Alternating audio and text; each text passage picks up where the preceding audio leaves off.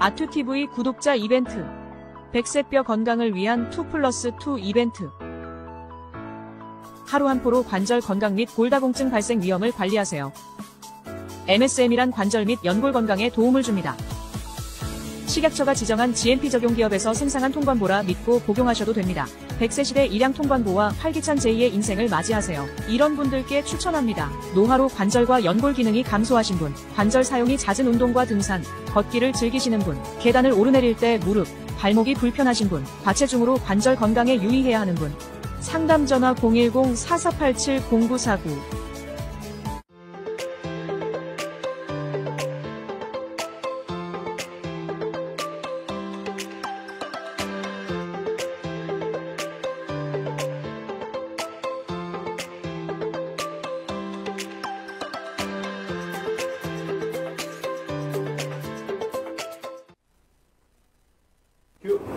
시청자 여러분 안녕하십니까. 최영재 취재 데스크입니다.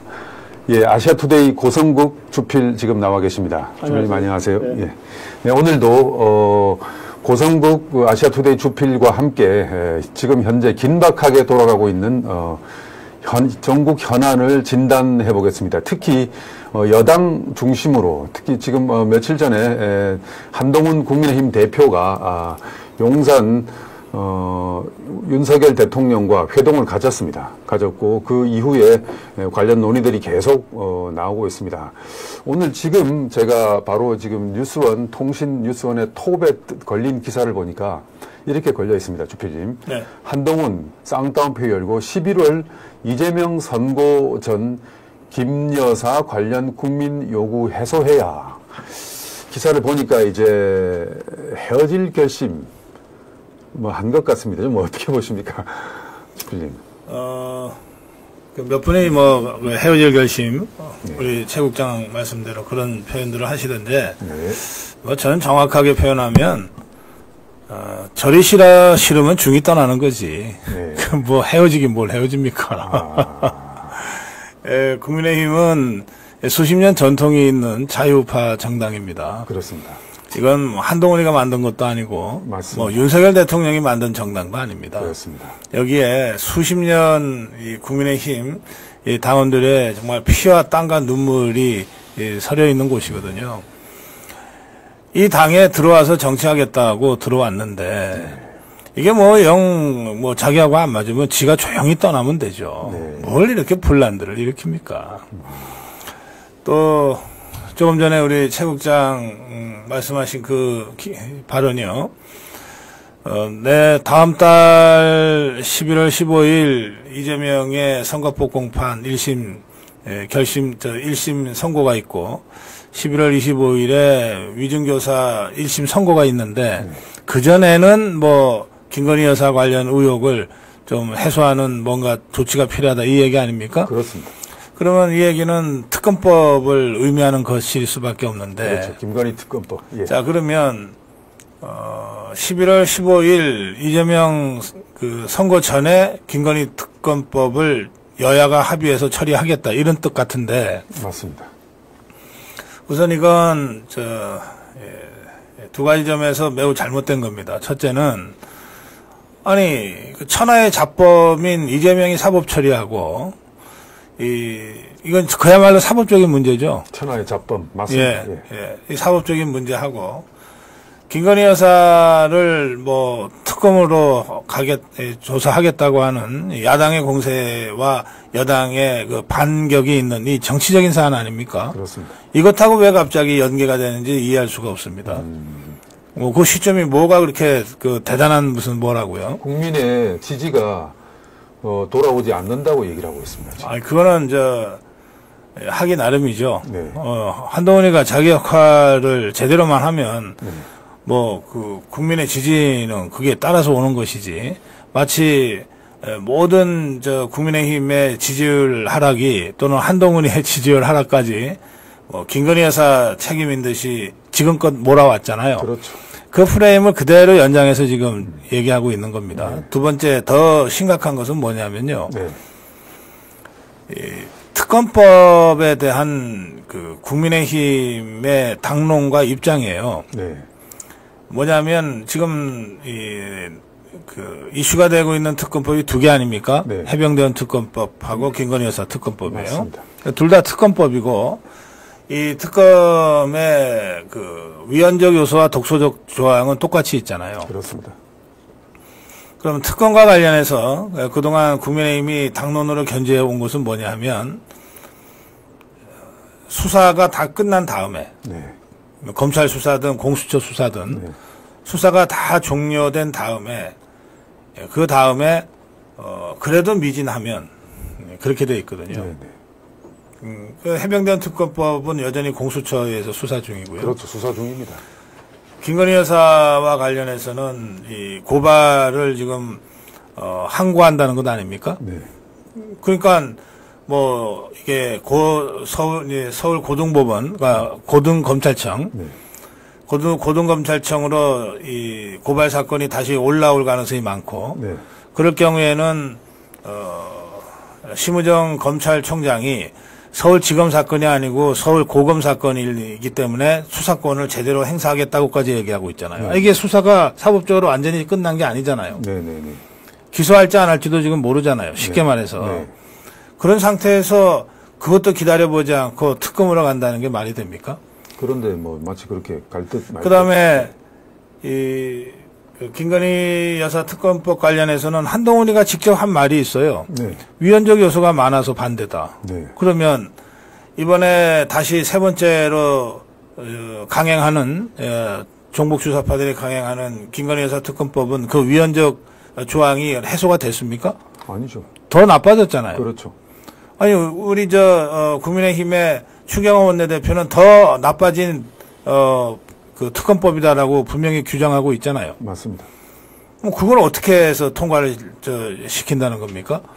더구나 이 특검법의 경우에는 당대표가 이래라 저래라 할 부분이 별로 없어요. 왜냐하면 그것은 입법 사안이고 네.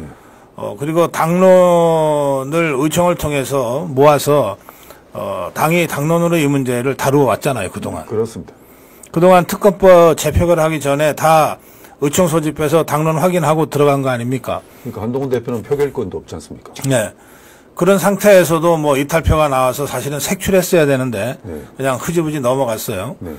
그러니까 지금 한동훈의 이 발언은 그야말로 그동안 해왔던 대로 김건희 여사를 공격해서 윤석열 대통령을 압박하겠다. 네, 네, 네. 이 종북 주사파들은 김건희 여사를 공격해서 윤석열 대통령을 탄핵하겠다는 거고 네. 한동훈 일당은 김건희 여사를 공격해서 네. 윤석열 대통령한테 항복을 받아내겠다. 이거거든요. 네, 네. 그 프레임에서 그대로 움직이는 거예요. 뭐 새로울 거 하나도 없습니다. 그래서 저는 이 문제에 관해서는 국민의힘이라는 당이 그야말로 자유파의 정치적 대표체라고 하는 점, 그리고 지금은 윤석열 대통령이 속해 있는 여당이라는 점을 분명히 한 위에 당론 수렴을 거쳐서 이 문제를 처리해야지. 네. 뭐 이게 당이 무슨 한동훈 사당입니까? 네. 한동훈이가 갑자기 뭐 불쑥 언제까지 처리하겠다 그런다고 해서 당이 그렇게 움직입니까? 저는 이런 식의 한동훈의 이 언론 정치 이것에 당이 휘둘려서는 안 된다. 그런 말씀 드리고 싶습니다. 예, 재밌는 건 또 얼마 전에 윤석열 대통령과 한동훈 대표 회담 원래는 독대를 예정했으면 독대가 아니었죠. 그 전에 면담이죠. 그래서. 면담이었습니다. 이재명 대표와 회담을 하겠다라는 걸 또 발표를 했습니다. 그러니까 이게 아니 이게 무슨 뭐 애들 장난도 아니고 왜 얍삽하게 이거 왜들 이러는지 모르겠어요. 네. 이재명이하고 한동훈이가 그 사이에 뭐 메시지도 주고받고 전화통화도 한 것 같다. 뭐 이런 얘기들이 이쪽 저쪽에서 나와요. 네, 네, 네. 그러니까 뭐 오늘 보니까 뭐 아주 반갑게 둘이서 무슨 포럼에 앉아갖고서 그렇게 즐겁게 뭐 서로 웃으면서 얘기하는 장면이 보도가 되더라고요. 긴밀하게 공조하는. 예, 뭐 친한 거 좋아요. 이재명 같은 잡범과 한동훈 같은 이 검사스러움이 아직도 사라지지 않은 이런 정치인들도 뭐 친하게 지내는 거야 뭐라 그러겠어요. 네네. 그런데 이 사람들이 여야의 당 대표로 있으면서 서로가 어쨌든 물밑에서 쭉 대화를 해온 관계라고 하는 게 이제 드러났는데 네네. 그런 상태에서 대통령과 한동훈이의 면담이 월요일 오후 4시 반에 있다고 하는 건 뭐 사건 그 자체는 뭐 너무 잘 알려져 있잖아요. 네네. 하필이면 그날 아침에 최고위원 회의에서 뜬금없이 여야 대표회담을 제안하고 그걸 또 한 서너 시간 만에 덥석 받아들고 네네. 마치 이 장면은 윤석열 대통령을 이재명, 한동훈, 이재명이 손잡고 좌우에서 협공하는 것 같은 모습 아닙니까? 그렇습니다. 그리고 이게 단순히 그렇게 비치는 뿐만 아니라 실제로 그렇게 가고 있어요. 네. 그 한동훈이의 책사라고 자처하는 뭐 자타가 공인하는 것 같은데 그 진중권이라는 자 있습니다. 진중권. 네. 이 자가 어디 유튜브에서 이런 주장을 했습니다. 뭐 한참 이 대통령과 한동훈이 면담 끝난 다음에 대통령을 비난을 퍼붓더니 이제 뭐 더 이상 참을 수 없다. 죽도 밥도 안 된다. 이대로 가면 하면서 하는 말이 이재명이하고 손잡고 특검법이라도 강행해서 대통령을 압박해야 된다. 이런 식의 주장을 공개적으로 하고 있어요. 네네네. 지금 그대로 가는 것 아닙니까? 네네네. 진중권의 발언이 그날 나왔고 네. 그리고 나서 하루 만에 한동훈의 발언이 나왔거든요. 네.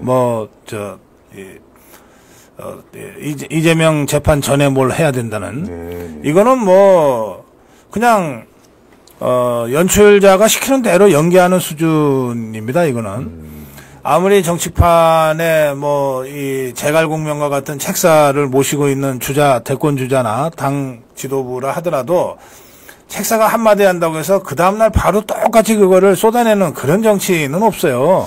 정말 피하가 식별이 안 되는 상황입니다. 보니까. 네, 그래서 지금 이 상황은 윤석열 대통령을 압박하고 끌어내리기 위해서 한동훈과 이재명과 한동훈이 지금 손을 잡은 것 아니냐. 뭐 오래 가지는 않겠지만 어쨌든 그런 정도의 이야기가 나올 만큼 사태가 좀 험악합니다. 그러니까 그 대통령실과의 한동훈, 윤석열 회담 전 막전막후의 상황을 보니까 마치 남북 정상회담을 하기 전에 예를 들어서 우리 대한민국의 대통령이 북한에 뭐 김정은이를 만나러 간다고 할 때 미리 미국 대통령이나 우방국 일본 뭐 총리하고 이렇게 협의를 좀 하거든요. 무슨 내용을 할 것이다. 그리고 서로 간에 이 좀 컨센서스 공감대를 만든 뒤에 가서 만나고 또 갔다 온 뒤에도 또 설명을 하지 않습니까? 꼭 지금 그 형국인 것 같아요. 보니까 돌아가는 게 야당과 우리 여당 대표가 그 공공의 적인 용산을 두고 서로 협의하고 만나기 전에 미리 협의하고 또 갔다 온 뒤에 또 그 내용을 가지고 협의하고 네. 어쩌다 이런 형국이 되는 건지.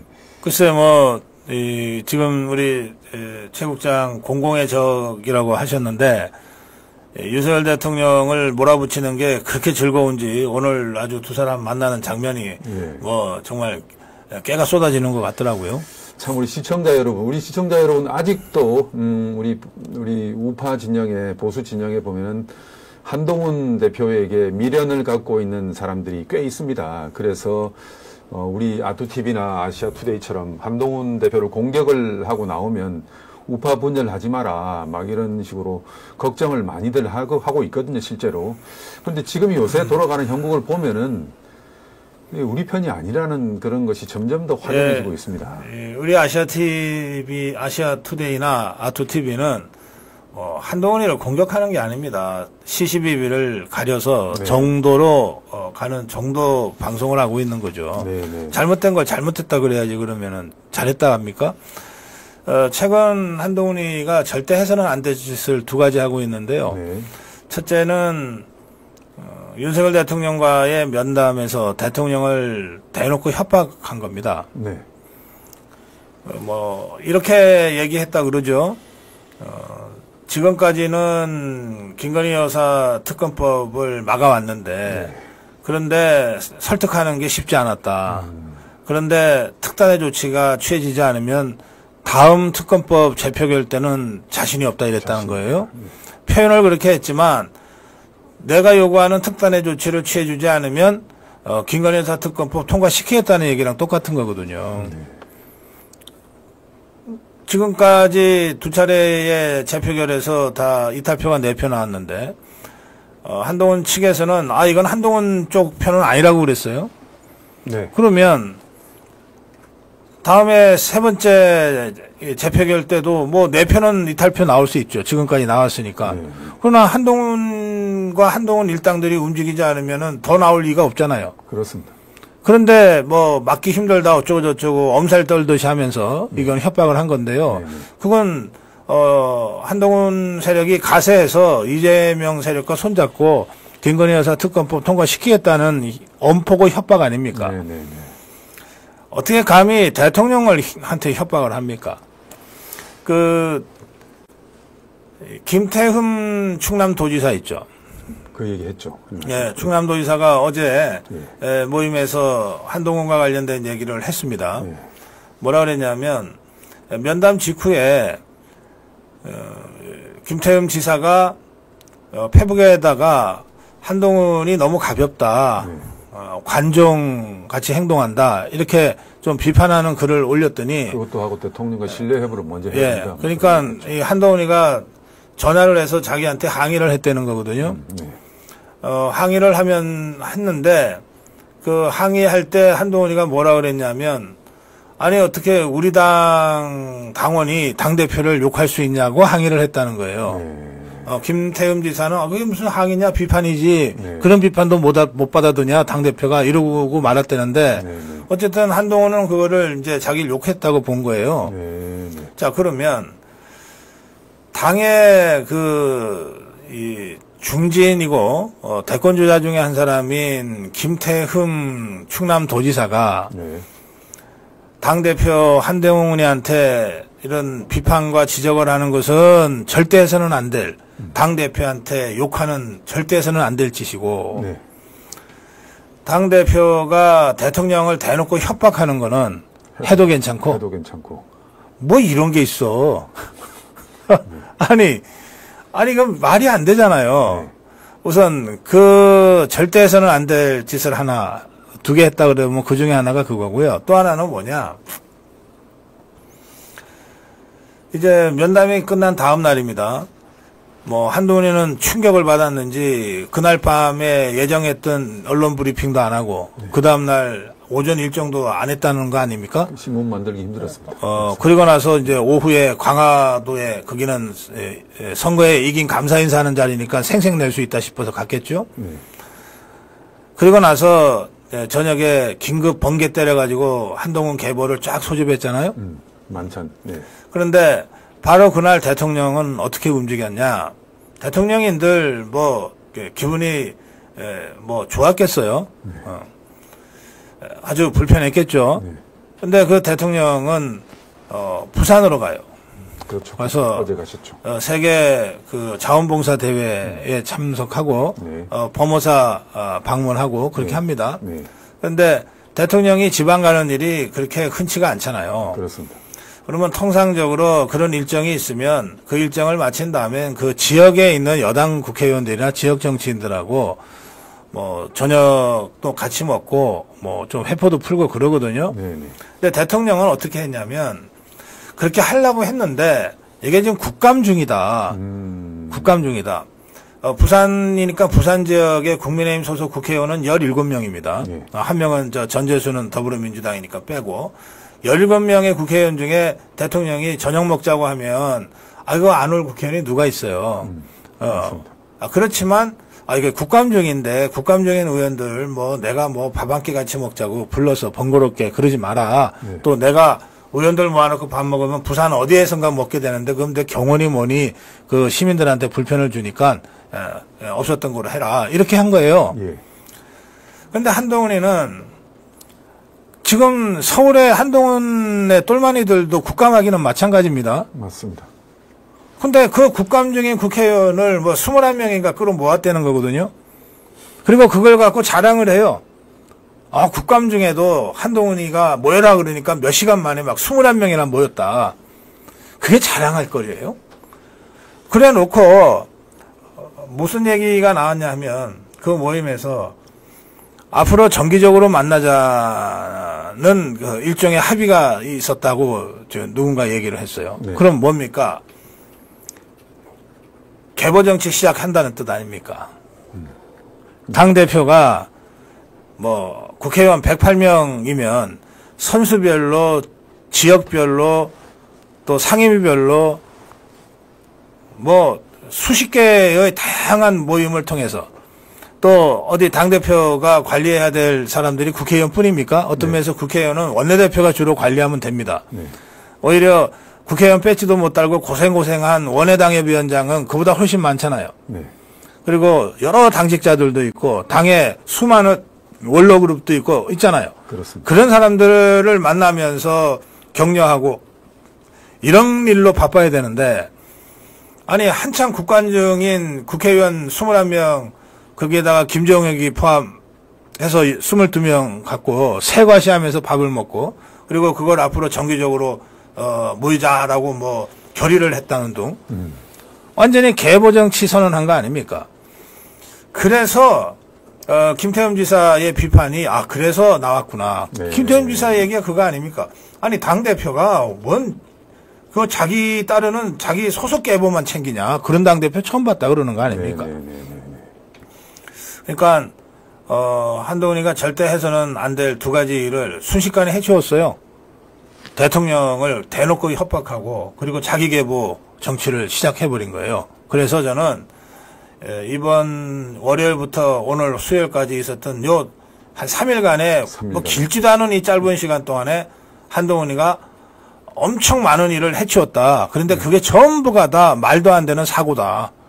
그렇게 저는 생각합니다. 따라갈 사람이 있습니까? 없죠. 왜 그러냐면 이재명이도 이 정도까지 사고는 못 칠 텐데. 개보 정치를 하려고 그러는데도 이 흡인력이 있어야 되거든요. 그리고 그 본인이 갖고 있는 메시지가 분명해야 되고 매력이 있어야 되는데 그 정도로 인간적인 매력이라든지 갖고 있는 메시지라든지 대국민 메시지라든지 그런 것들이 총괄적으로 뭐 정치권에서 내공 그러는데 그런 그 모임에 지난번에 그 밥 먹을 때도 참석했고 어제도 참석했던 조경태라고 있어요. 아마 최다선일 거예요. 그 지그들 모인 자리에서는 부산 사하 조경태한테는 물어봤어요. 육선 아닙니까? 예, 그 뭐하러 가냐 그랬더니 뭐 대표가 밥 먹자 그러는데 안 가기가 좀 그래서. 그건 개보도 아니에요. 근데 그냥 새과시 하는 거예요. 나 이 정도로 사람 모을 줄 안다. 조 의원 원래 물 탄 듯 술 탄 듯 합니다. 조경태 같은 사람 20명, 30명 모아봤자 막상 어려운 때 되면 하나도 안 남아 있어요. 맞아요. 그걸 무슨 개보라고. 어려울 때 나서야 되는데. 어떻게 정치를 도대체 누구한테 배웠는지. 진중권이 같은 자가 뭐 정치 무슨 책 사라 그러면서 코치하고 있으니까 저 수준밖에 안 나오는 거겠죠. 이후에 지금 이제 좀 대략 그 이재명 사법 처리 그 수순 그리고 뭐 여러 가지 현안들인데 좀 전국이 어떻게 진행될 것 같습니까? 저는 이제 대통령의 이 발언이 굉장히 의미가 깊다고 보는데요. 한동훈이가 김건희 여사 특검을 염두에 두고서 뭐 이렇게 얘기를 하면서 또 협박을 하니까 대통령이 이렇게 얘기했다는 거 아닙니까? 특검법은 위헌적 요소가 있어서 안 된다고 지난번에 2번이나 부결시킨 걸로 알고 있다. 그런데 그 위헌적 요소가 해소된 것도 아닌데 오히려 더 강화됐을 뿐인데 맞습니다. 그 특검법을 이번에는 뭐 국민의힘 의원들이 생각이 변했든 마음이 변했든 통과를 시킨다면 뭐 그거 어쩔 수 없다. 나로서 할 수 있는 일이 뭐가 있겠냐. 그렇다고 내가 의원들한테 전화해서 야 절대 이번 한 번만 막아달라고 그러겠냐. 말하자면 이런 뜻이에요. 어쩔 수 없다. 그래 놓고 뭐라 그랬냐면 이 부분은 뭐 보도가 잘 안 되던데 그렇게 되면 내 집사람 김건희 여사를 얘기하는 거죠. 특검 수사 받겠다. 그거 뭐 꿀릴 게 뭐 있냐. 서울중앙지검에서 4년 반이나 탈탈 털었죠. 문재인 때 2년 털고 이 정부 들어와서도 2년 반을 탈탈 털었는데도 결국은 아무것도 잡아내지를 못해서 결국은 무혐의 불기소 처분한 사건인데 누가 특검이 되든 특검인들 무슨 용 빼는 재주 있겠냐. 뭐 특검 받겠다 그러면 뭐 너네가 그런 식으로 한다면 그럼 내가 특검 받으면 되지. 이런 재판으로 몰고 가겠다는 그런 의도가. 그렇게 얘기했거든요. 이 얘기는 뭐냐면 이제 윤석열 대통령이나 김건희 여사도 정말 최악의 상황까지를 다 염두에 두고 결단을 했다는 뜻이에요. 네. 예, 좋다. 뭐 특검 통과되면 특검 받겠다. 그리고 또 탄핵하면 헌재에서 탄핵 심판 받겠다. 네. 한번 끝까지 가보자. 네. 내가 잘못한 게 없고 내 집사람이 잘못한 게 없는데 그렇게 덮어 씌우고 정쟁으로 몰아간다면 마지막으로 사법의 법정에서 무고함을 증명해내겠다. 네. 이런 마음을 갖고 있다는 뜻입니다. 그래서 이게 만약에 한동훈이가 협박질을 했을 때 네. 윤석열 같은 사람이 아니었다면 혹시 좀 뒤가 캥기거나 쫄았을지도 모르겠어요. 그렇죠. 거기서 좀 패가 말릴 수도. 아니 그래서 그러면 있습니다. 뭐 이게 어떻게 하면 돼? 뭘 해야지 특검법 막아줄 수 있어? 뭐 혹시 이렇게. 그렇죠. 아마 한동훈이는 윤석열 대통령이 그런 모습을 보일 거라고 예상하고 그런 식으로 협박질을 했겠죠. 네, 네. 전혀 안 먹혔거든요. 네.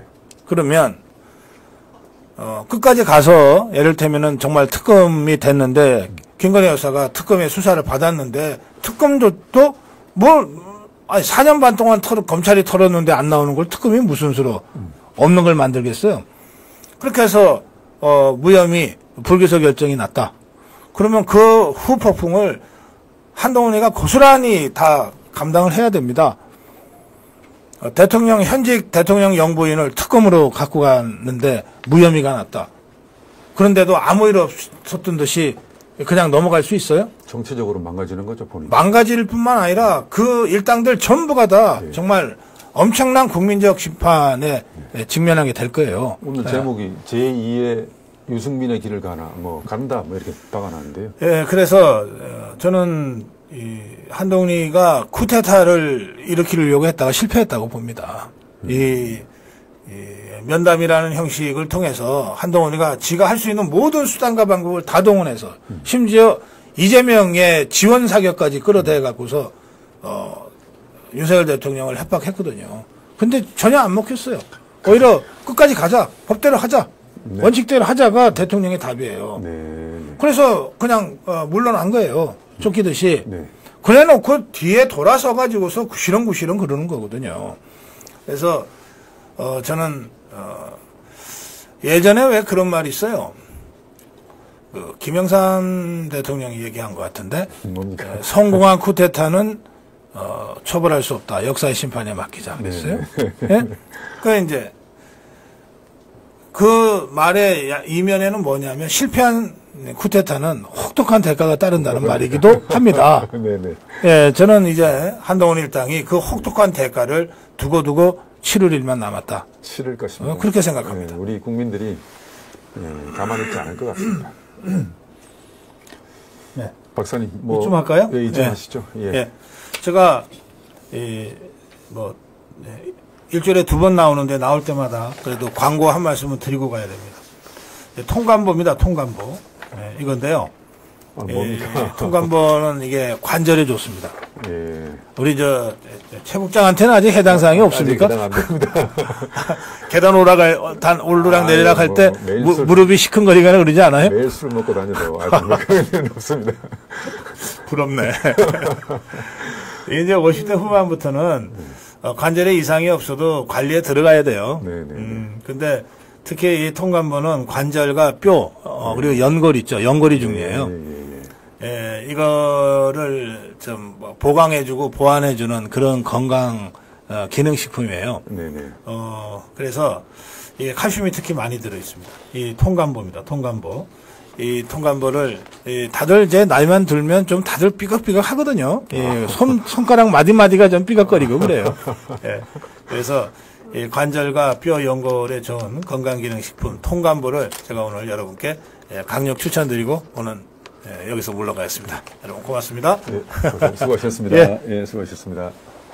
아투TV 구독자 이벤트 100세 뼈 건강을 위한 2+2 이벤트 하루 한 포로 관절 건강 및 골다공증 발생 위험을 관리하세요. MSM이란 관절 및 연골 건강에 도움을 줍니다. 식약처가 지정한 GMP 적용 기업에서 생산한 통관보라 믿고 복용하셔도 됩니다.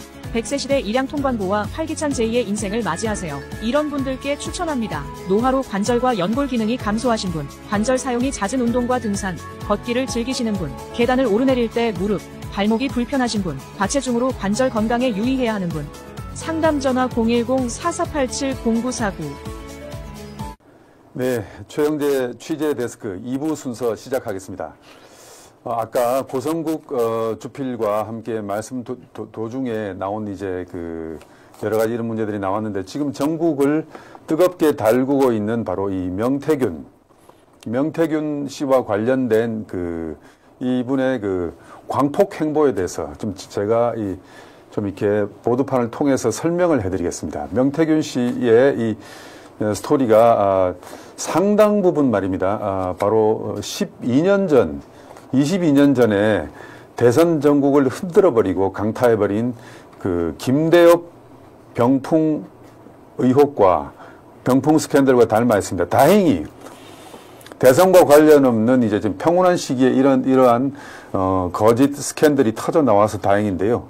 여러분들 너무나도 얽히고 설켜 있어서 이 내용을 판단하기가 시청자 여러분 참으로 참 쉽지 않을 것 같습니다. 그렇지만 한 만 4년 정도에 걸쳐서 이렇게 진행된 이 사건을 제가 시간대별로 이렇게 정리를 해보겠습니다.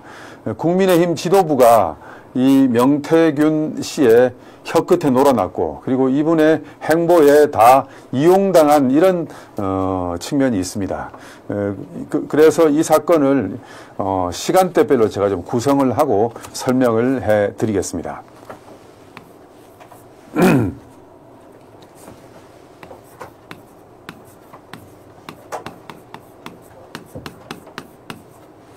2020년경입니다. 이때는 문재인 정권 치하였습니다. 문재인 정권이었고 그리고 아직 윤석열 대선 후보가 정치 전면에 드러나지 않은 시기였습니다. 정치 전면에 드러나지 않는 시기였고 이때는 그야말로 대선 후보가 누가 될 것인가를 두고 우리 보수 진영에서 우파 진영에서 물밑으로 활발하게 움직이고 있을 때였습니다.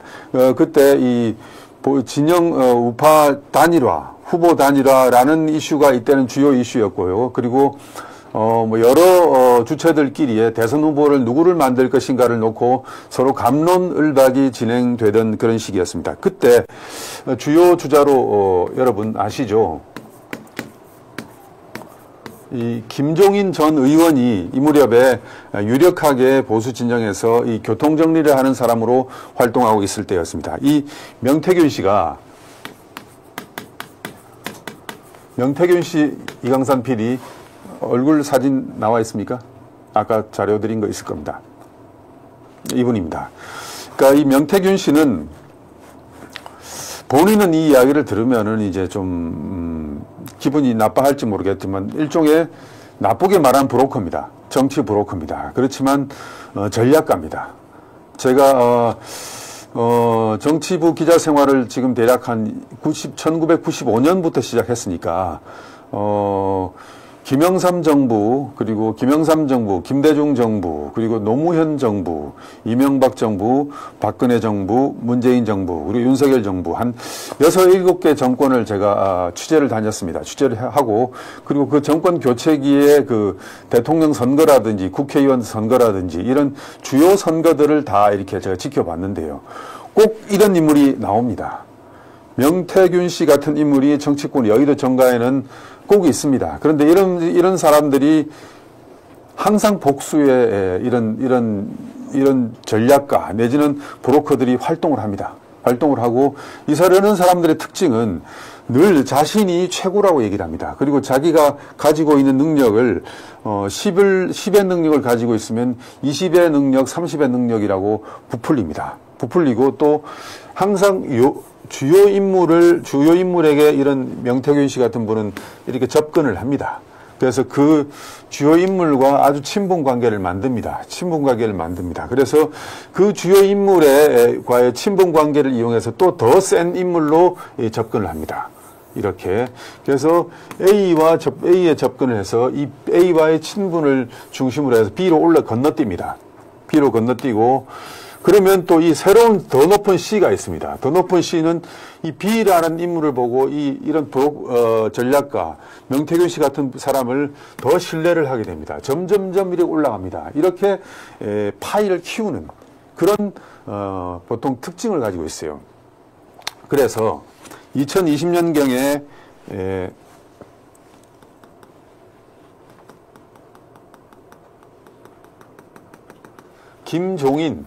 김종인 고문에게 접근을 합니다. 그래서 이때 이 무렵에 이 김명태균 씨는 김종인의 일종의 책사였습니다. 정치권에는 어느 의원이든지 간에 주요 정치인들은 전부 이렇게 일상적으로 매일매일 그날의 일을 결정을 하고 판단을 해야 되고 메시지를 내야 되는 직업이 바로 정치입니다. 그렇기 때문에 정말로 아무나 할 수 없는 것이 정치인데 그런 매일매일의 판단을 위해서 머리를 많이 빌립니다. 머리를 많이 빌리고, 그리고 항상 그런 머리를 빌리는 책사들은 복수입니다. 여러분 삼국지를 보셨죠? 대부분 우리 시청자 여러분 삼국지를 보지 않습니까? 유비의 책사가 제갈공명이지 않습니까? 근데 조조쯤 되는 정치인은 순욱이라든지 여러 책사도 있습니다. 책사도 급이 있는데 여의도 정치권도 마찬가지입니다. 항상 이런 명태균 같은 책사들이 존재합니다. 당시에 2020년경에 명태균은 김종인의 책사였습니다. 그래서 김종인이 미래통합당 비대위원장으로 총선을 지휘하고 비대위원장을 계속할 때 김종인에게 이 명태균 씨가 여론조사 결과 등을 가지고 가서 이렇게 총선에서 누구누구를 공천을 해야 된다, 어떻게 움직여야 된다는 걸 여론조사 기법을 가지고 접근했습니다. 여러분, 여의도 정치 현장에 여론조사 기법이 언제 처음 들어왔느냐면은 15대 총선부터 들어왔습니다. 15대 총선, 바로 김영삼 정부 때인데요. 그때 이 15대 총선의 여당의 공천을 총괄 지휘한 사람이 바로 김영삼 대통령의 YS의 차남이었던 김현철 박사입니다. 김현철 박사가 당시에 김현철 소장이 전국의 지역구 선거구별로 여론조사를 실시해서, 그리고 물론 그 여론조사는 공표하는 여론조사는 아닙니다. 그래서 후보를 누구를 낼 것인가 그렇게 그 과학적인 데이터, 여론조사 데이터를 가지고 공천을 지휘합니다. 그러니까 그 전까지만 해도 이 어떤 보스, 그때 삼김시대 아닙니까? 보스와의 관계, 친소 관계로 공천이 결정이 되고 그랬는데, 김현철 소장이 최초로 예를 들어서 강북 갑이다, 을이다 치면 강북 갑에서 언제부터 언제까지 진행된 여론조사, 그 결과를 가지고 누구와 친하고 누구와 친하지 않다와 관계없이 데이터와 객관적인 근거를 가지고 공천을 합니다. 그래서 정치권에서, 보통 여의도 정치권에서 역대 총선 공천 중에서 가장 훌륭했던 여권의 공천은 바로 YS 김현철 소장의 15대 공천이었다는 평가가 있습니다. 그래서 그것이 뒤에 많이 변질되었지만, 이런 명태균 씨와 같은 브로커들은 바로 여론조사 결과를 가지고 정치인들에게 접근을 합니다. 그런데 요즘에도 나왔다시피 지금 이 여론조사가 바로 좀 사기에 가까울 정도로 지금 이용이 되고 있지 않습니까? 휴대전화 비율을 조금 더 높이면은 누구가 유리해진다, 누가 불리해진다, 이런 걸 가지고 조작을 합니다. 조작을 하고 이 여론조사 결과를 가지고 누구를 올렸다, 떨어뜨렸다, 이런 짓이 벌어지거든요. 지금 바로 전형적으로 그렇게 명태균 씨가 이 김종인 전 의원에게 접근을 해서 책사 역할을 한 시기가 바로 2020년경이었습니다. 그리고 이건 명태균 씨가 자기 최근에 인터뷰라든지 이런 여러 군데서 이런 이야기를 했습니다. 여론조사 자료를 가지고 판을 쫙 펼치면 김종인이 선택을 했다는 대목이 있습니다. 그래서 김종인 전 의원의 사무실이 광화문에 있거든요. 광화문에 거기에 그 오피스텔들이 있습니다. 세종문화회관 뒤쪽에 정부청사 그 주변으로 해서 경희궁의 아침이라든지 거기에 있습니다. 거기에 사무실을 들락날락했고 그리고 김종인의 책사를 했던 겁니다. 그래서 이거는 이제 그때 여러 가지 지금 여러 사람들의 복수에 증언해서 이런 것들이 나옵니다. 그 다음에 두 번째 시기.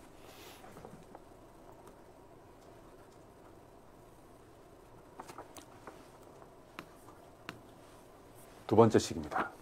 두 번째 시기는 아까 2000년이었지 않습니까? 2021년입니다.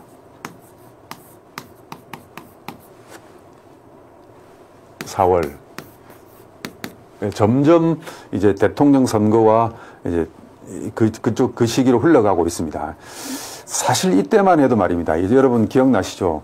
2021년 4월은 우리 시청자 여러분들께서 태극기를 들고 거리를 누비던 시기였습니다. 2021년. 그리고 문재인 정권을 바꿔보자라는 국민적 열망이 다 달아오르던 그런 시기였습니다.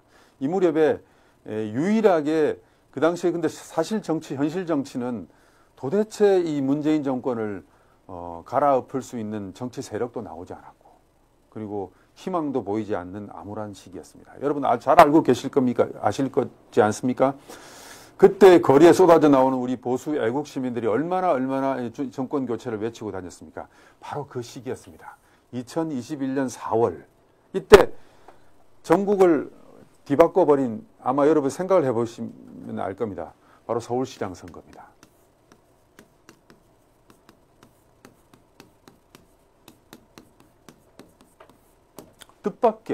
뜻밖의 박원순 사건이 터졌습니다. 박원순 전 서울시장이 이렇게 극단적 자살하는 그런 사건이 터졌습니다. 그러면서 전국이 확 바뀌게 됩니다. 바뀌게 되고 그리고 안철수 후보가 나섭니다. 안철수 후보가 그리고 이렇게 본인의 어떻게 보면은 본인이 불쏘시개가 돼서 이 전국을 바꾸는 불쏘시개가 되겠다는 식으로 이제 결단을 하게 됩니다. 복귀해 보시면 여러분 아실 겁니다. 그래서 이 서울시장 선거라는 새로운 모멘텀이 생깁니다. 이 서울시장 선거에서 안철수 후보가 희생은 했지만 결국 그 과실은 누가 땄답니까? 오세훈 후보가 따게 됩니다. 오세훈 후보가 서울시장이 되면서 안철수 후보는 본인이 불쏘시개가 돼가지고 이 문재인 정권의 광폭한 이 폭압과 독재 정치를 바꾸는 그런 어떤 계기가 된 겁니다. 결국은 오세훈 후보가 서울시장이 됩니다. 그러면서 확 전국이 바뀌게 됩니다. 희망이 보이지 않던 문재인 정권의 폭압에서 우리가 해볼 수 있다. 어떻게 정권 교체의 희망이 보입니다. 이때 아직까지 그 표면에 윤석열 대선 후보가 드러나지 않았던 시기였습니다. 이 오세훈 후보가 나오면서 전국이 확 바뀝니다. 이때 바로 김종인의 책사로 있던 명태균 씨가 이 국면에서 역할을 하게 되는 겁니다. 이때 명태균 씨가 오세훈 후보와 이렇게 연결이 됩니다. 아까 제가 말씀드렸죠. 보통 이런 정치 브로커들, 책략가들이 주요 VIP를 만나게 되는 과정은 첫 번째 누구에게 접근해서 그 사람의 측근이나 신임을 산 뒤에 그 사람을 이용해서 또 다른 사람을 만나게 됩니다. 그러니까 이 명태균 씨가 오세훈을 만나게 되는 과정도 바로 이 김종인 비대위원장, 전 비대위원장의 어떤 그런 측근, 책사라는 그런 걸 뒷배경으로 깔고 이 오세훈을 만나게 되는 겁니다. 그래서 누구누구 소개로 이렇게 합니다. 그래서 바로 명태균 뒤에는 김종인이 있었기 때문에 오세훈과 명태균이 독대를 하게 되는 겁니다. 이걸 아까 여러분들 그런 상황이 되는 겁니다. 그래서 이 명태균은 김종인의 책사가 되었다가 다시 오세훈 후보와 독대를 하고 그에게 조언을 하는 그런 사이가 되는 겁니다. 그다음 3단계입니다.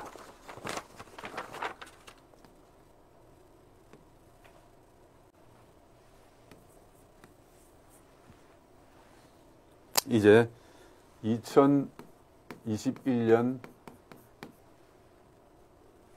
6월입니다.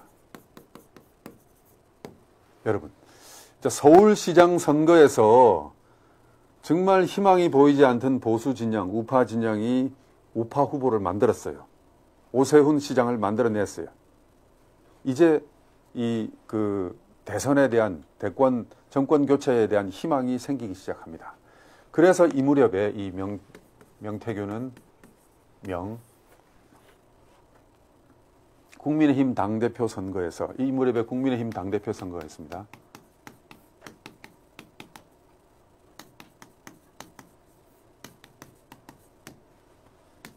이준석을 띄웁니다.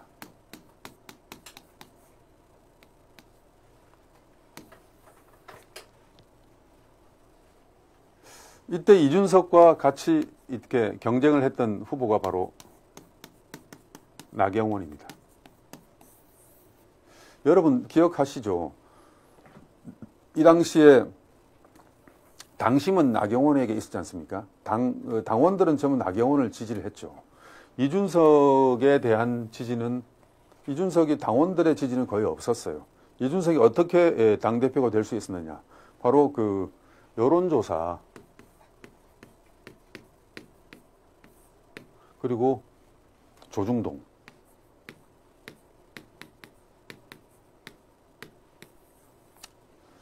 이 조중동은 말이면 한결같이 이때도 이 이준석을 지지를 했고요. 그리고 이준석이 당대표가 되는데 가장 1등 공신이 바로 조중동입니다. 그리고 이 명태균의 뒤에는 바로 김종인이 후견인으로 있습니다. 여러분, 김종인과 이준석의 관계는 여러분 잘 아시죠?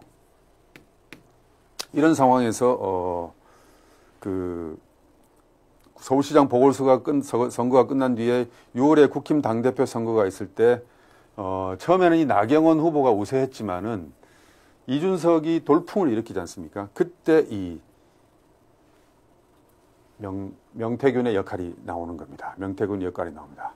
조중동은 연일 이준석을 띄웠고 결과는 이제 이준석의 승리. 여러분, 제가 정치부 기자로서 이런 상황을 지켜보고 또 물 위에서 진행되는 그런 어떤 선거 결과라든지 이런 게 있지만은 여의도 정치권이 그렇게 움직이지는 않습니다. 물 밑에서 이런 명태균 같은, 좋게 말하면 책략가, 나쁘게 말하면 브로커, 이런 브로커와 그리고 또 여론조사 회사,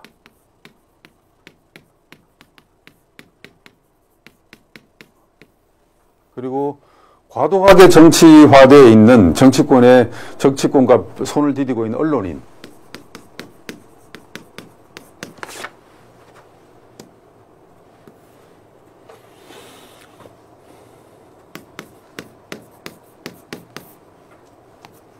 브로커가 있습니다. 브로커가 있고, 그 다음에 정치화된 언론인,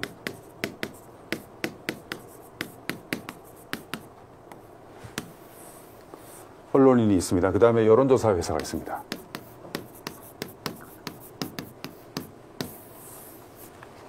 여기에 보통 특정 정당 관계자,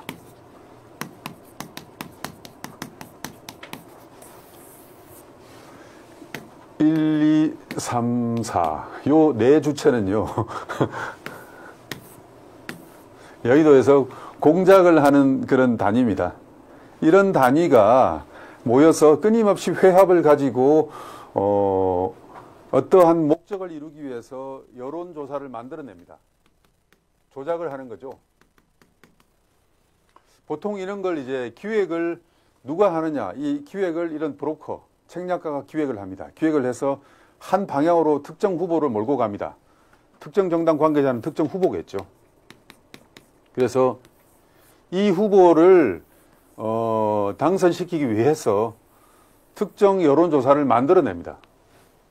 그러면 이제 그 여론조사 회사가 여기 관계되어 있으니까 무리한 조작된 여론조사를 만들어내겠죠. 이 브로커가 기획해낸 그런 여론조사를 만들어냅니다. 그러면 이 정치화된 언론인이 그 여론조사 결과를 가지고 기사를 써댑니다.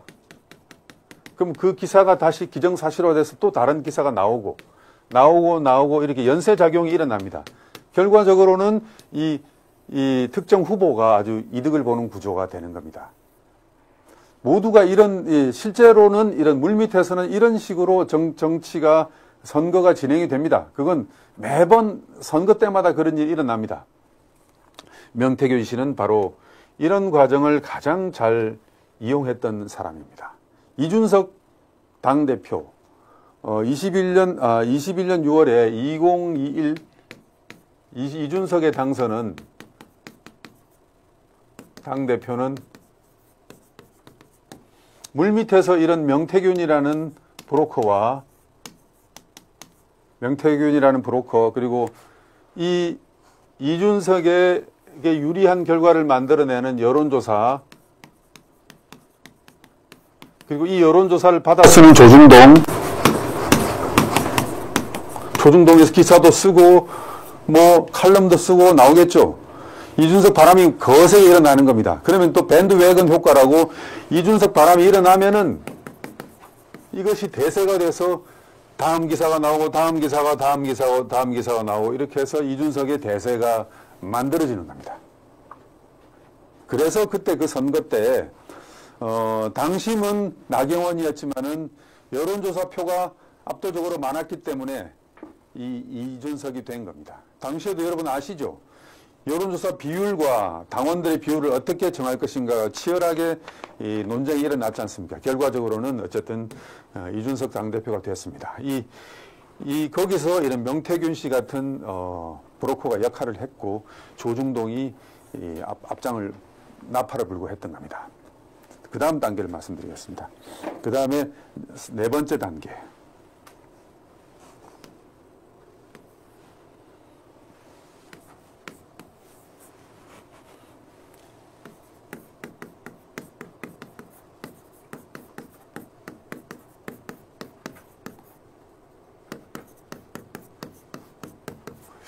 이 무렵에 이 명태균 씨가 이 윤석열 후보와 이제 만난 것 같습니다.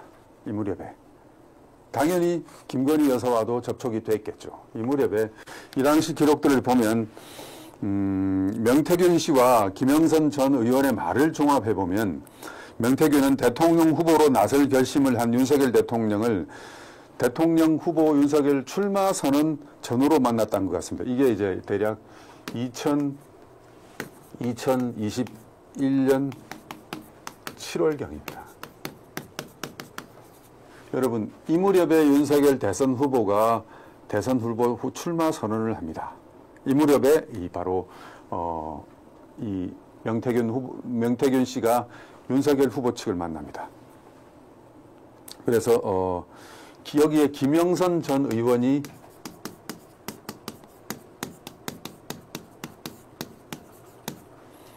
다리를 놓은 겁니다. 윤 대통령 동기를 통해서 이 두 사람의 만남을 주선을 한 겁니다. 따라서 명태균과 원래 윤석열 후보는 별 인연이 없었어요. 인연이 없는데 아까도 말씀드렸다시피 브로커들은 주로 어떤 특정인과 VIP 아주 세력을 갖고 영향력 있는 사람 관계를 만든 뒤에 그 사람의 후광을 이용해서 또 다른 사람을 만나고 또 그 사람의 후광을 이용해서 또 다른 사람을 만납니다. 그런데 김영선 전 의원이 역시 여기서 역할을 한 겁니다. 그리고 명태균을 만난 뒤에 명태균의 말에 윤석열 후보가 귀를 기울인 건 사실인 것 같습니다. 하지만 여러분, 당시에 대선 후보였던 그 윤석열 후보가 정치권에 아무런 인연이 없지 않습니까? 그래서 전적으로 명태균에 의존한 건 아닙니다. 그리고 윤석열 후보가 명태균에게 의존했던 것은 뭐냐면 왜 의존을 했느냐. 명태균이 김종인과도 관계가 있고 이준석하고도 친한 사이고 그리고 모든 사람들이 다 이 사람 괜찮다 하니까 여러 명의 그런 자기에게 도움을 주는 컨설턴트 중에서 이 명태균을 만났을 것 같습니다. 상황이 그렇습니다. 그래서 이런 이준석과 이 무렵에 이준석과 윤석열 후보의 호프 미팅, 여러분 기억나시죠? 1차 호프 미팅, 1차 이준석 파동 뒤에 이런 미팅이라든지 뭐 이런 것들을 이 명태균 씨가 주선을 하고 이 갈등을 풀려는 노력을 하고 그 뒤에는 김종인이 있었고 뭐 이런 상황이 벌어지게 된 것 같습니다. 그래서 마치 이 명태균 김건희 여사라든지 윤석열 대통령이 명태균에게 깊이 엮여 있다고 이런 식으로 하는 건 아니고 명태균의 행보를 따라가 보면 이게 어느 정도의 관계였는지 그리고 어느 정도까지 이야기를 주고받았는지가 대략 짐작이 되는 겁니다. 그 다음에 5번째,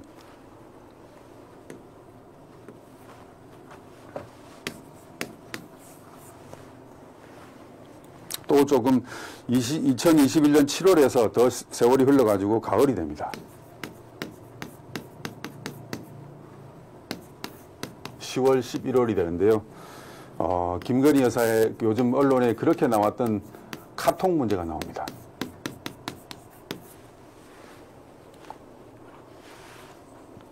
명태균이 공개한 김건희 여사와의 카톡 내용에서 무식한 오빠라는 단어가 나옵니다. 그래서 이 무식한 오빠가 뭐 윤석열 대통령을 지칭하는 것이라든지 뭐 이렇게 왕왕 말이 맞는데 이건 명태균 씨가 확인한 것처럼 친오빠가 맞는 것 같습니다.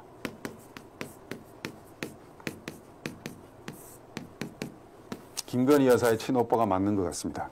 왜 그러느냐면은 이 무렵에 이제 김건희 여사가 이러저러하게 여러 가지 컨설턴트 중에서 명태균 씨에게 귀를 기울이는 내용들이 있다 보니까 이 김건희 여사의 오빠가 이 명태균을 경계하라는 말을 김건희 여사한테 했다는 것이, 했다는 내용을 명태균 씨가 제3자를 통해 들었다는 겁니다. 그래서, 본인을 디스하는 김건희 여사의 친오빠를 그 무식한 오빠라고 표현을 한 겁니다. 명태균 씨가.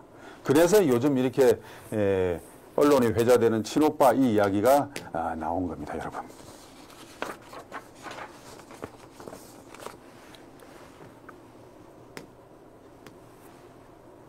그 다음에 이제 세월이 흘러가지고 또 더 흘렀습니다. 6번째 국면입니다. 2022년 6월입니다. 보궐선거 창원 의창 보궐선거 김영선 공천 문제가 나옵니다.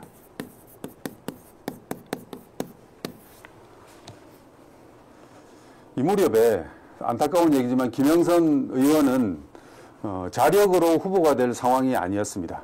그런 평가를 받지 못하고 있었습니다. 어떻게 해서든지 김영선 의원은 본인이 공천을 받아야 되는데 공천을 받을 수 있는 상황이 아니었습니다. 그래서 김영선 의원은 당시 당대표였던 이준석에게 매달렸고 이준석의 정치적으로 코치를 하고 있었던 명태균 씨의 도움을 받게 되는 겁니다. 이렇게 되는 겁니다. 이게 공천농단이죠. 이게. 이준석 당대표가 제대로 된 점수를 받지 못하는 김영선 전 의원을 여론조사를 조작을 했다든지 특별한 거래를 통해서 창원과 의창에 공천을 한 겁니다. 이준석 당대표가. 어떤 합격선에 들지 못하던 김영선 전 의원을 창원 의창의 당대표였기 때문에 공천을 한 겁니다. 거기서 이 명태균 씨가 역할을 한 겁니다. 그런데 이걸 뒤집어서 이 사람들이 어떻게 지금 이야기를 하고 있냐면은 김건희 여사가 마치 공천에 개입했다는 식으로 지금 언론에 보도되게끔 만들었지 않습니까? 당시에 김건희 여사라든지 윤 대통령은 2022년이면은 지금 윤석열 정부 지금 집권하자마자 하지 않습니까? 이 보궐선거에 개입을 해서 공천에 개입을 할 만한 그런 정신도 없는 상태였어요. 그런데 명태균 씨는 이미 그저 김종인을 통해서 이준석과 이런 깊은 관계를 맺고 있었고, 그리고 그 전에 이 김영선 전 의원과도 연결되어 있는 상태였고, 그러다 보니까 김영선 전 의원이 창원 의창 보궐선거에서 본인이 공천받게끔 SOS를 친 거죠. 도와주었습니다. 거기서 여러 가지 지금 국회 국감이라든지 강혜경이라는 김영선 전 의원의 보좌관의 입을 통해서, 녹취록을 통해서 그 거래 관계가 나오고 있습니다. 지금 추악한 거래 관계가 나오고 있습니다. 여기 자신들의 이 스캔들, 공천농단을 지금 김건희 여사에게 뒤집어 씌운 꼴입니다. 이걸 전부 언론들이 받아쓰기를 하고 있는 거죠. 어떨 때는 명태균의 이야기를 들었다가, 어떨 때는 강혜경의 이야기를 들었다가, 자신들 검증하지 않습니다. 제가 2002년에 김대엽 그 병풍 사건 때 그 사건을 현장에서 지켜봤는데요. 제 옆에 동료 기자가 김대엽의 인터뷰 내용을 받아쓰기를 해서 보도를 하는 거예요. 제가 있던 신문사에서, 아시아투데이는 아닙니다. 그 전에 제가 있던 신문사에서 그 내용을 대서특필을 하는 겁니다. 그런데 1년이고 2년 뒤에 그 전부 거짓말이었고, 그 김대엽의 거짓말을 받아쓰기 했던 언론들이 책임지지 않습니다. 지금도 마찬가지입니다, 여러분. 이 명태균이라는 브로커가 아까도 말씀드렸다시피 김종인과 오세훈과 뭐 이 김영선 전 의원과 여러 명에게 접근을 하지 않습니까? 접근을 해서 여론조사를 조작을 하고, 그리고 그런 식으로 해서 특정 후보로 띄우고 그 선거 결과를 그 사람에게 유리하게 만들어냅니다. 그리고 또 여기서 우리 김건희 여사까지 끌어들였어요. 그래서 마치 공천에 개입한 것처럼 여러 언론들이 이걸 막 보도합니다. 토마토가 보도를 했고, 뉴스토마토가 보도를 했고, 온 언론들이 다 따라가서 이 명태균의 혀끝에서 놀아나고 있습니다. 그런데 이게 과연 재판에서의 사실로 입증될 만한 그런 증거 능력을 가지고 있는 건가? 이 사람은 이렇게 얘기하고, 이 사람의 또 김영선 전 의원의 보좌관은 강혜경 씨죠. 이렇게 얘기하고, 그걸 전부 언론들이 사실인 것처럼, 기정사실인 것처럼 보도를 해버립니다. 김대엽 때도 그랬습니다. 김대엽의 입에서 모든 것이 놀아나고, 이회창 후보는 그 덕분에 낙선. 이회창 후보의 낙선 뒤에 그러면 김대엽이 뭐 감옥 간 거 이외에는 그 김대엽의 말을 받아쓰게 했던 언론들은 뭐가 됩니까? 책임집니까? 책임지지 않습니다. 지금 현재 김건희 여사와 관련해서 진행되고 있는 일들이 바로 이런 스토리입니다. 그리고 또 그 다음번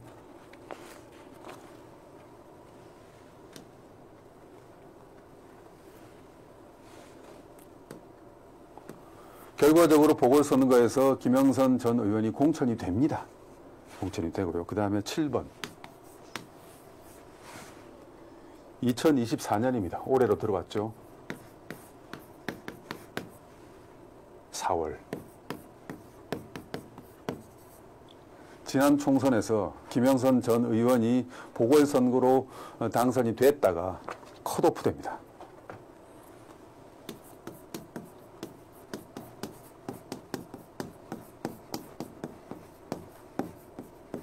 보궐선거로 창원 의창에 명태균의 공작으로 어떻게 보면 이준석과 모의로 이 금배지를 달았던 김영선 전 의원이 이번 총선에서, 이번 4월 22대 총선에서 컷오프 됩니다. 컷오프 돼서 이 김영선 전 의원이 이준석,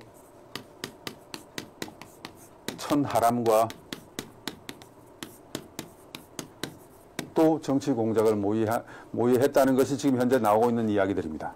지난 총선에서 김영선 의원은 컷오프가 됐습니다. 이를 막기 위해 명태균은, 아까 말했던 이 명태균은 백방으로 뛰어다닌 것을 같습니다. 그 과정에서 김건희 여사에게 수없는 문자를 보내고 또 막 이렇게 읍소를 했던 것 같아요. 돌아온 답은 도와줄 방법이 없다. 김영선 의원을 도와줄 방법이 없다. 그러자 명태균은 서로 잘 알고 있던 이준석에게 통화해서 김건희 여사가 총선에 개입했다는 정황을 조작을 해낸 것 같습니다. 그래서 김건희 여사를 공격해서, 그래서 개혁신당을 띄우려 한 것 같고요. 즉 김영선 공천이 무산이 되니까 거꾸로 총을 해서 엉뚱한 김건희 여사를 공격을 해야 되는 겁니다. 그래서 뭐 7불사 미팅이 바로 그겁니다. 그 소식을 들은 이준석은 천하람까지 동원해서 7불 사이 모여서 모의를 하고 새벽 4시에 도원결의의 상징인 흑매화까지 심고 자신은 서울로 올라가고 이런 상황이 벌어지는 겁니다. 그래서 종합을 해보면 이렇습니다.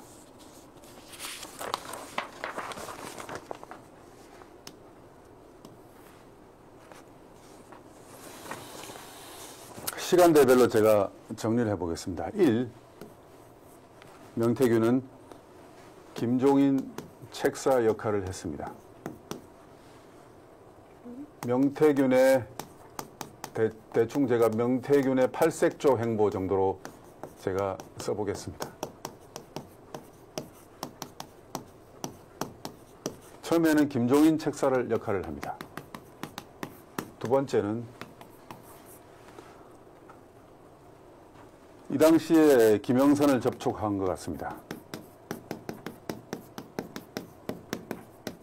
김영선 의원은 부산 출신이고 15대에 처음으로 초선으로 국회에 들어왔습니다. 그리고 사선 의원까지 하다가 이렇게 이 당시에는 좀 고향에서 낙선하고 지금 정치적 재기를 모색하고 있었습니다. 그래서 김영선 의원을 접촉을 한 것 같습니다.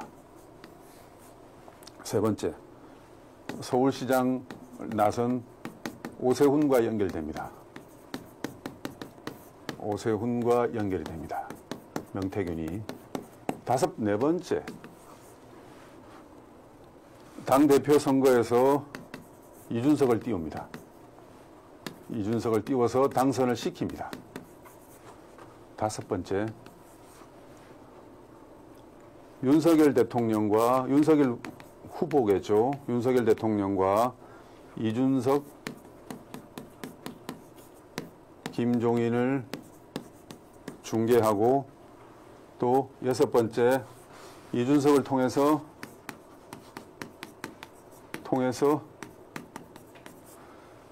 이 알고 있던 김영선 의원을 공천을 시킵니다. 아주 실력 있는, 이 정도면 대단히 실력 있는 브로커입니다.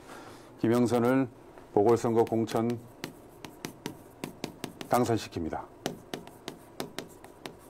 그리고 일곱 번째, 악마로 만들고 있는 김건희 여사를 이용해서 정치 공작을 벌이려다가 여덟 번째, 자신이 데리고 있던 김 여직원 강혜경,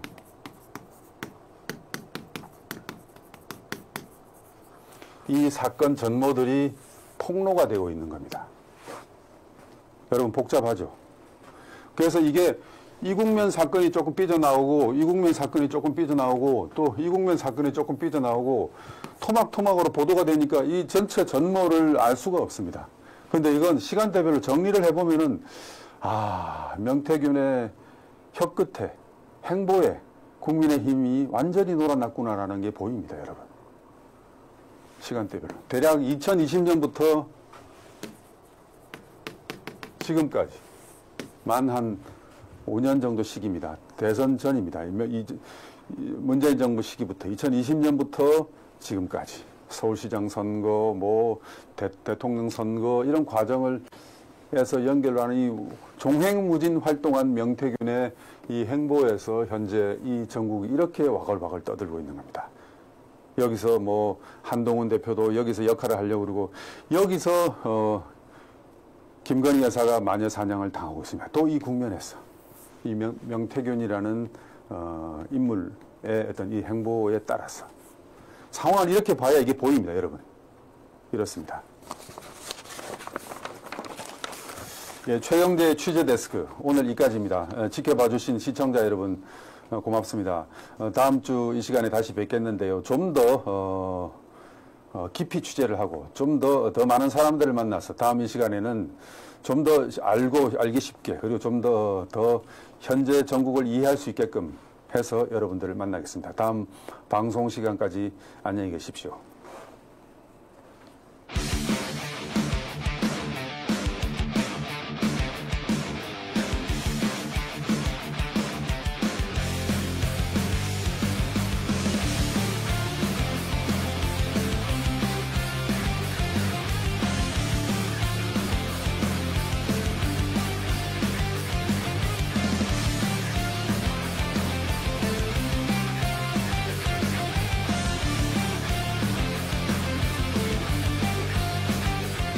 오늘날의 이재명이 오기까지 1등 공신은 누굽니까?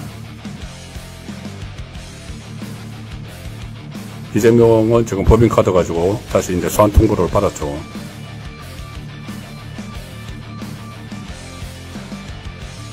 이제 윤석열 정부가 원전을 수주하는 것까지 발목을 잡겠다. 뭐 이런 것 같습니다.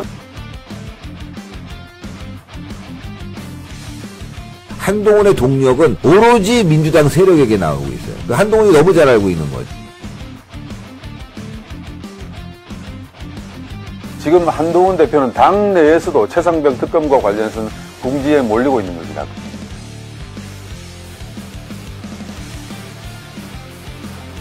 김정은은 이런 것들을 가장 잘 이용해 왔습니다. 네. 김씨 족속이 그랬죠. 그렇죠.